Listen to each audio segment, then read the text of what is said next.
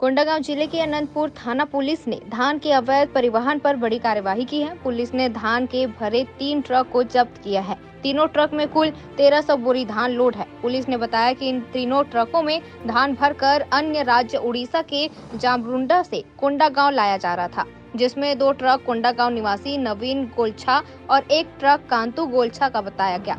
वहीं 2 चालक फरार हैं और 1 चालक को पुलिस ने पकड़ रखा है। आपको बता दें कि प्रदेश में लागू आचार संहिता के बीच बड़े पैमाने पर धान के अवैध परिवहन की भी शिकायतें आ रही थी। इसी बीच कोंडागांव जिले के थाना अनंतपुर पुलिस ने धान के अवैध परिवहन पर बड़ी कार्यवाही की है। श्रीमान पुलिस अधीक्षक कोंडागांव के निर्देशानुसार रूटीन चेकिंग दौरान रात्रि 10 बजे ग्राम बेलुंडी धान चेक पोस्ट नाका के पास 2 ट्रक, केरला नाका के पास 1 ट्रक, उड़ीसा से अवैध परिवहन होने की शंका व कोई कागजात नहीं होने पर 102 CRPC के तहत जब्ती किया गया है। तीनों ट्रकों में कुल 1300 बोरी धान भरा हुआ है। अग्रिम कार्रवाई के लिए मंडी समिति कोंडागांव को सुपुर्द किया जाएगा।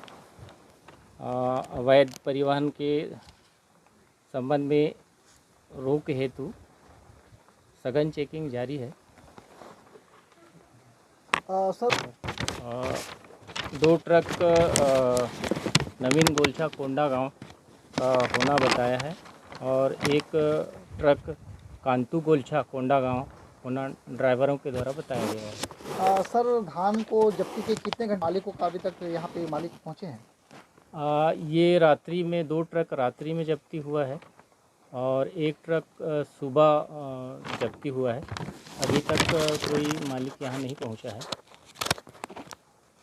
गाड़ी 1 ट्रक में अभी 1 ड्राइवर है और 2 ड्राइवर अभी फरार हैं यहाँ से। सर किसके गाड़ी के ड्राइवर फरार हो गए?